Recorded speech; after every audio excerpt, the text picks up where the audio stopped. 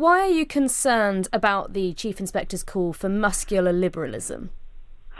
Well, our concern is that some Ofsted inspectors will misinterpret what the Chief Inspector has said about muscular liberalism as being a call for inspectors to enforce more secularism.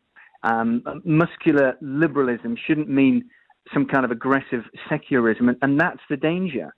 You know, we all would like to see Ofsted led in a way that does promote the great British tradition of genuine liberalism, because that means freedom to disagree.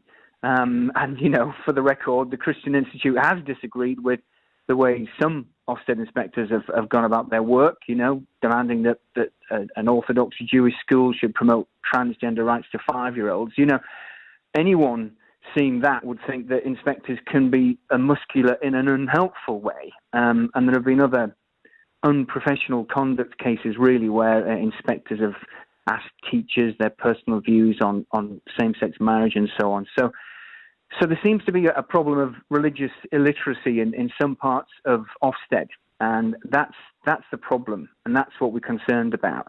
So you say there's a danger that inspectors could misinterpret muscular liberalism for muscular secularism. So do you think then it isn't Amanda Spielman's intention to kind of maybe get rid of more conservative religious views? You think it's the misinterpretation of people under her? I think that we know, as a matter of fact, that in the past there have been Ofsted inspectors who have said and done things in inspections which have reflected this kind of aggressive secularism. Amanda Spielman's speech today, the problem is it seems to be tin-eared. She doesn't seem to reflect a full understanding of what liberalism really is, which is, you know, freedom to disagree, freedom to have different points of view. She's gone to this Church of England schools conference, and she appears to be confusing theological liberalism, which she obviously favours, and social liberalism for the broad tradition of liberalism, which is something quite different. And she's almost kind of taking sides on debates going on within the Church of England about sexual ethics and biblical teaching, and that's really not her job. Do you think there's a danger that conservative views could be missed out in school education in the future if it keeps going this direction? I think there is I think a lot of Christian educationists are concerned about the direction of travel. They're concerned about language like this. They are day in, day out teaching and helping to run schools and doing a terrific job. They are often at some of the best performing schools in the country, but they don't feel they get much credit for it. They feel that instead, senior educational figures talk about Christian education and religious education and religious schools as if they are the problem.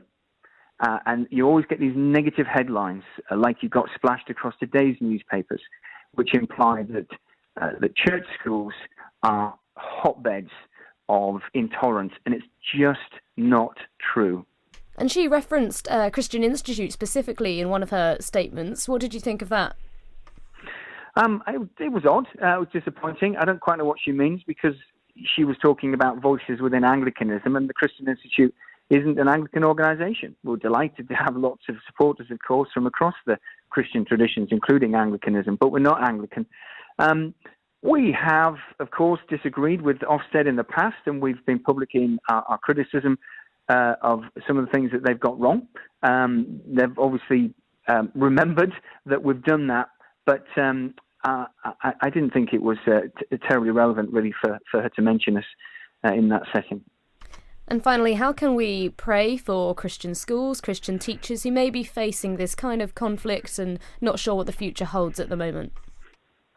Yeah, well, pray for wisdom. I mean, Christians, wherever they live and in whatever era they live, they always find themselves necessarily challenging the consensus of the society around them and the world outside the doors of the church. If as Christians we never disagree with the world about anything, then we're not doing it right, because Christians are necessarily coming from a different point of view. But we need to be wise. We're not crossing the street for a fight. We're just seeking to do Christian education in a genuinely Christian way. And so Christians, we need to pray that Christians will have wisdom to know how to continue to have a very positive impact on education in schools across our country.